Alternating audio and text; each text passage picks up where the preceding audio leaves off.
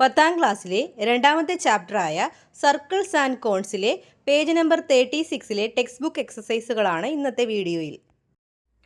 ചാപ്റ്ററിൻ്റെ ആദ്യത്തെ section parts of a circle അഥവാ വൃത്തഭാഗങ്ങളാണ്. നോക്കാം. ഇവിടെ ഒരു സർക്കിൾ വരച്ചിട്ടുണ്ട്. ഇത് സർക്കിളിൻ്റെ സെൻറ്റർ മാർക്ക് ചെയ്തു, സെൻറ്റർ O എന്നും. അതുപോലെ ഒരു ആർക്കും കൂടി മാർക്ക് ചെയ്യാം. ഇങ്ങനെ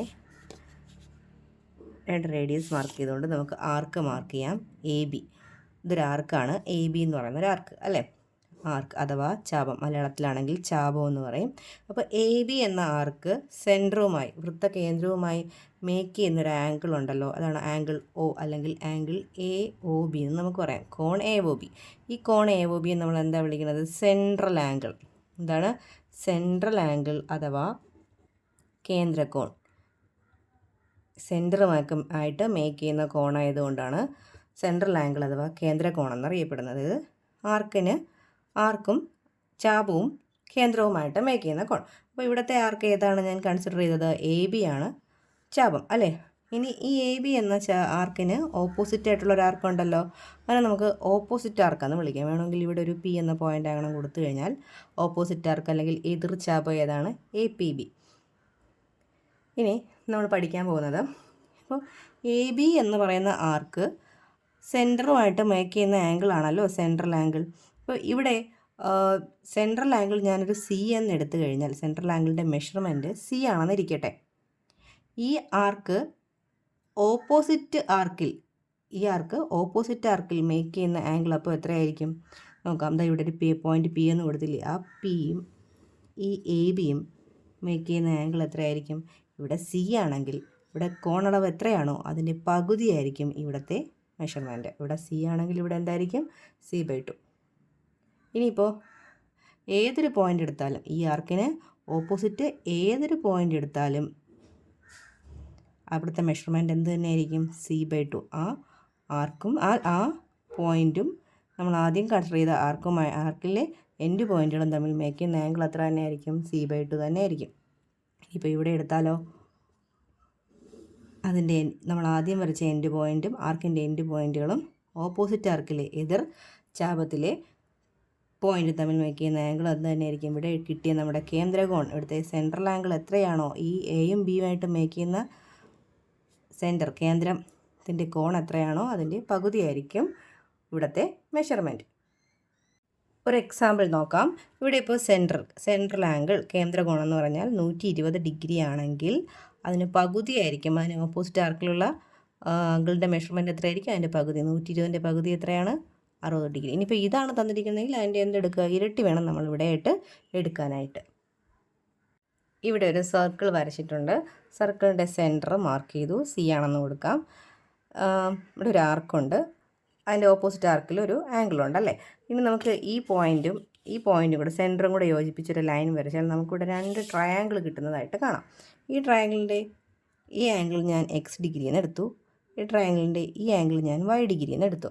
ഓക്കെ, നമുക്കറിയാം ഇത് സെൻറ്ററാണല്ലോ, സർക്കിളിൻ്റെ സെൻറ്ററും സർക്കിളിലെ പോയിൻറ്റും കൂടെ മേക്ക് ചെയ്യുന്ന എന്താണ്? റേഡിയസ് അല്ലേ. അപ്പോൾ ഇത് റേഡിയസ്, ഇപ്പോൾ പേര് കൊടുക്കുകയാണെങ്കിൽ ഇത് ABC. സെൻറ്ററിനൊരു O എന്നും കൊടുത്താൽ OAയും OCയും ഈക്വൽ അല്ലേ. OA = OC എന്താ? രണ്ടും റേഡിയസ് ആണ്. അപ്പോൾ 2 സൈഡ്സ് ഈക്വലായി വന്നാൽ 2 ആംഗിൾസും എന്തായിരിക്കും? ഈക്വലാണ്. ഇവിടെ X ആണെങ്കിൽ ഇവിടെ X. അതുപോലെ തന്നെയല്ലേ ഇവിടെയും OBയും റേഡിയസ് ആണ്, OCയും റേഡിയസ് ആണ്. OB = OC അല്ലേ. അപ്പോൾ ഈ ട്രയാങ്കിൾ കൺസിഡർ ചെയ്യുമ്പോൾ ഈ സൈഡും ഈക്വലാണ്. അപ്പോൾ ഇവിടെ Y ആണെങ്കിൽ ഇവിടെ എന്ത് തന്നെ ആയിരിക്കും? Y തന്നെ ആയിരിക്കും അല്ലേ. ഇവിടെ C എന്നെടുത്ത്, ഇവിടെ D എന്നെടുക്കാം. നമ്മൾ സെൻട്രൽ ആംഗിൾ C എന്നല്ലേ അടയാളപ്പെടുത്തിയിരിക്കുന്നത്. അപ്പോൾ ഇവിടുത്തെ ഈ Dയിലെ ആംഗിൾ എന്ന് പറയുന്നത് എത്രയാണ്? X+Y. Dയിലെ ആംഗിൾ എത്രയാണ്? Xും Yയും കൂടെ ചേർന്ന് എത്രയാണ്? X+Y ആണ് അല്ലേ. ഇവിടുത്തെ സെൻട്രൽ ആംഗിൾ എന്ന് പറഞ്ഞാൽ എന്താണ്? C ആണ്. നമ്മൾ എന്താ പഠിച്ചിരിക്കുന്നത്? ഇവിടെയുള്ള ആംഗിൾ ഏതാണോ അതിന് പകുതിയായിരിക്കും ഇവിടുത്തെ ആംഗിൾ അല്ലേ. അതായത് ഇവിടുത്തെ ആംഗിൾ C ആണല്ലോ. C എന്ന് പറയുന്നത് Cയുടെ പകുതിയാണ് എത്ര എന്ന് പറയുന്നത്? X+Y അല്ലേ. C/2 ആണ് X+Y. X+Y എന്ന് പറഞ്ഞാൽ എന്താണ്? C/2 അല്ലേ. ഇവിടുത്തെ ആംഗിൾ എന്ന് പറയുന്നത് ഇവിടുത്തെ പകുതി. ഇവിടുത്തെ ആംഗിൾ ഇപ്പോൾ C അല്ലേ.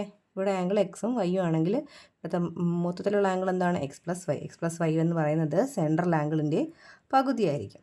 c/2 ആണ് x + y. മറ്റൊരു രീതിയിൽ പറഞ്ഞാൽ നമുക്ക് എങ്ങനെ എഴുതാം? 2x + 2y ആണ് c. ഈ 2 അങ്ങോട്ട് ക്രോസ് ചെയ്താൽ മതി. അല്ലെങ്കിൽ c/2 ആണ് x + y എങ്കിൽ എന്താണ് x + yൻ്റെ ഇരട്ടിയാണ് അത് c. ഇവിടെ കിട്ടുന്ന ആംഗിളിൻ്റെ ഇരട്ടിയാണ് ഇവിടെ കിട്ടുന്നത് അല്ലേ? ഇവിടെ നോക്കൂ, ഇവിടെ 120 ആണെങ്കിൽ 60, 120ൻ്റെ പകുതിയാണ് ഇവിടെ വരുന്നത്. 60 ആണെങ്കിൽ അതിൻ്റെ ഇരട്ടി വരും. First question, what fraction of the circle is the arc marked in the picture below? ചിത്രത്തിൽ അടയാളപ്പെടുത്തിയ ചാപം വൃത്തത്തിൻ്റെ എത്ര ഭാഗമാണ്? ഒന്നാമത്തെ ചോദ്യം എന്തായിരുന്നു? What fraction of the circle is the arc marked in the picture below. ഈ ചിത്രത്തിൽ ഈ കാണിച്ചിരിക്കുന്ന ആംഗിൾ ഈ സർക്കിളിൻ്റെ എത്ര പാർട്ടായിട്ട്, എത്ര ഭാഗമായിട്ട് വരുമെന്നാണ് കാണേണ്ടത്. അപ്പോൾ നമുക്കിതിൻ്റെ സെൻട്രൽ ആംഗിൾ ഒന്ന് മാർക്ക് ചെയ്യാം. സെൻട്രൽ ഇതിൻ്റെ ഈ ആർക്കിൻ്റെ എൻഡ് പോയിന്റുകളിൽ നിന്ന് സെൻറ്ററിലേക്ക് എന്ത് ചെയ്യുക? ഒരു ആംഗിൾ ഇങ്ങനെ മാർക്ക് ചെയ്യുക അല്ലേ? അപ്പോൾ ഇവിടുത്തെ ആംഗിളിൻ്റെ മെഷർമെൻറ്റ് എത്രയായിരിക്കും? ഇവിടെ 40 ഡിഗ്രി ആണെങ്കിൽ അതിൻ്റെ ഓപ്പോസിറ്റ് ആർക്കിൽ മേക്കുന്ന സെൻട്രൽ ആംഗിൾ എത്രയായിരിക്കും? അതിന് ഇരട്ടിയായിരിക്കും അല്ലേ? അപ്പോൾ സെൻട്രൽ ആംഗിൾ, ഇവിടുത്തെ സെൻട്രൽ ആംഗിൾ എത്രയാണ്? 80 ഡിഗ്രിയാണ്. കേന്ദ്രകോണം എത്രയാണ്? 80 ഡിഗ്രിയാണ്. നമുക്ക് കണ്ടുപിടിക്കേണ്ട എന്താണ്? ഫ്രാക്ഷൻ ഓഫ് ആർക്ക് അല്ലേ? ആർക്കിൻ്റെ അല്ലെങ്കിൽ ചാപത്തിൻ്റെ ഭാഗം എത്രയാണെന്നാണ് കാണേണ്ടത്. എത്രയാണ്? ഒരു ഫുൾ സർക്കിൾ എന്ന് പറഞ്ഞാൽ എത്ര ഡിഗ്രിയാണ്? 360 ഡിഗ്രി അല്ലേ? അതിൽ സെൻട്രൽ ആംഗിൾ ഇവിടെ ഇപ്പോൾ എത്രയാണ്? 80. അപ്പോൾ 80/360 നമുക്ക് ചെറുതാക്കുമ്പോൾ അപ്പോൾ 0 ക്യാൻസൽ ചെയ്ത് കളയാം. ഇനി 4 വെച്ച് ക്യാൻസൽ ചെയ്താൽ 2 4s are 8, 9 4s are 36. അപ്പോൾ 2/9 ആണ് fraction of arc. Second question, when the corner of a bent wire was placed at the center of a circle, 1/10 of the circle was contained within it. If the corner of this wire is placed on a point of the circle, as in the second picture, what fraction of the circle would it contain? What if it is placed at a point on another circle, as in the third picture? രണ്ടാമത്തെ ചോദ്യത്തിൽ എന്താ പറഞ്ഞിരിക്കുന്നത്? ഇവിടെ first ഒരു circle കാണിച്ചിട്ടുണ്ടല്ലേ? ഈ സർക്കിളിൻ്റെ സെൻറ്ററിൽ എന്താ വെച്ചിരിക്കുന്നത്? പ്ലേസ് ചെയ്തിരിക്കുന്ന ഒരു വയറിനെ ബെൻഡ് ചെയ്ത് വളച്ച് സെൻറ്ററിൽ വെച്ചിട്ടുണ്ട്. സെൻറ്ററിൽ വെച്ചപ്പോൾ ഇത്രയും ഭാഗത്തിനുള്ളിൽ ആര് വന്നു? ഈ വയർ വന്നു. ഇത്രയും ഭാഗം. ഈ ഇത്രയും ഭാഗം എന്ന് പറഞ്ഞിരിക്കുന്നത് എത്രയെന്നാണ് പറഞ്ഞിരിക്കുന്നത്? ഈ ഫുൾ സർക്കിളിൻ്റെ 1/10 പാർട്ടാണ് ഈ ആർക്ക് എന്ന് പറയുന്നത്. ഇത്രയും ആർക്കിൻ്റെ ലെങ്ത് എന്ന് പറയുന്നത് 1/10 പാർട്ടാണ്. മനസ്സിലായോ? ഇനി എന്ത് ചെയ്തു? ഈ വളച്ച് വെച്ച ഈ വയറില്ലേ, അതിനെ എന്ത് ചെയ്തു? കുറച്ചുകൂടി ഉള്ളിലേക്ക് കയറ്റി ഈ ഒരു പോയിന്റിലാക്കി വെച്ചപ്പോൾ കുറച്ചുകൂടി പാർട്ട് കിട്ടി അല്ലേ? ആ പാർട്ട് എന്താണെന്ന് നമ്മൾ കണ്ടുപിടിക്കണം.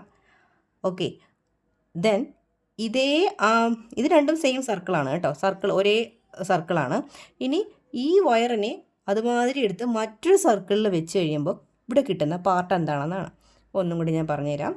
ഒരു സർക്കിള്, ആ സർക്കിളിൻ്റെ സെൻറ്ററിലേക്ക് ഒരു വയർ ബെൻഡ് ചെയ്ത് വെച്ചിരിക്കുമ്പോൾ ഇവിടെ എന്താണ്? ഒരു കോണ് പോലെ മേക്ക് ചെയ്തില്ലേ? ഈ സർക്കിളിൻ്റെ ഇത്രയും ഭാഗമാണ് ഈ വയറിനുള്ളിൽ അകപ്പെട്ടത്. അതായത് ഈ മൊത്തവും സർക്കിളിൻ്റെ 1/10 പാർട്ടാണത് അല്ലേ? ഈ 1/10 പാർട്ടിൽ നിന്ന് നമുക്ക് എന്ത് കണ്ടുപിടിക്കാം? ഇവിടുത്തെ സെൻട്രൽ ആംഗിൾ എന്താണെന്ന് കണ്ടുപിടിക്കാം. അപ്പോൾ ഞാൻ എഴുതാം. അതായത് കേന്ദ്രകോണം കണ്ടുപിടിക്കാം. The central angle of first circle, ഒന്നാമത്തെ സർക്കിളിൻ്റെ സെൻട്രൽ ആംഗിൾ എങ്ങനെ കിട്ടും? കേന്ദ്രകോണം എങ്ങനെയാണ് കിട്ടുന്നത്?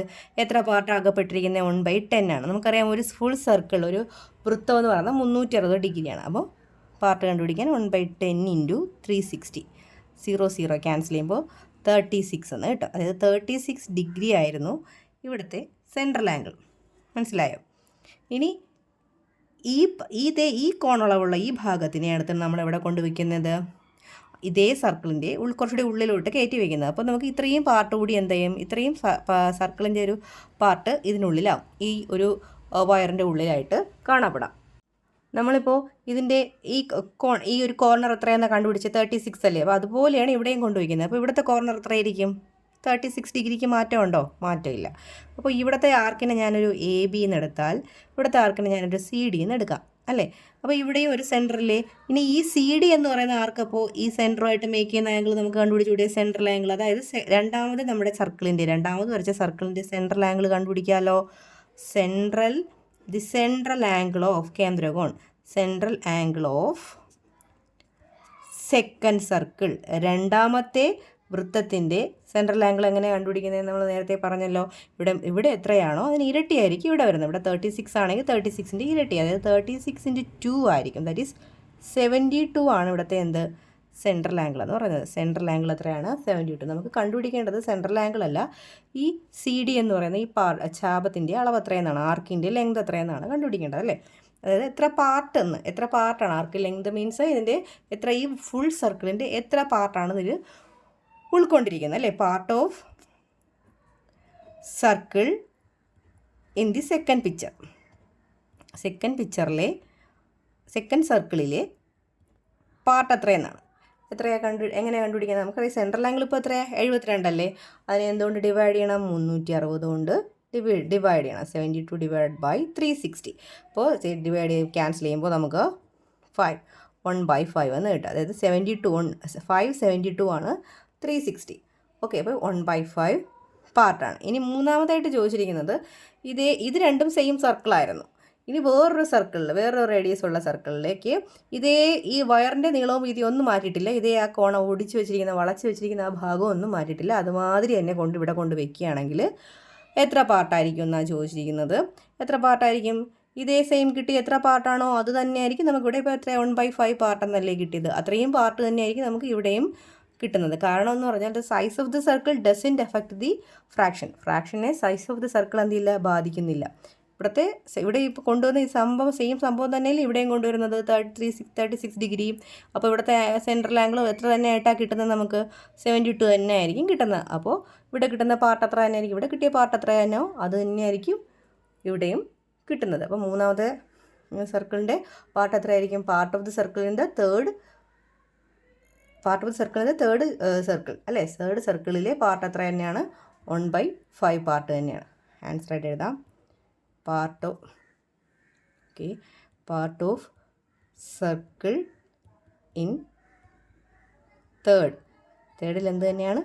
1/5 പാർട്ട് തന്നെയാണ്.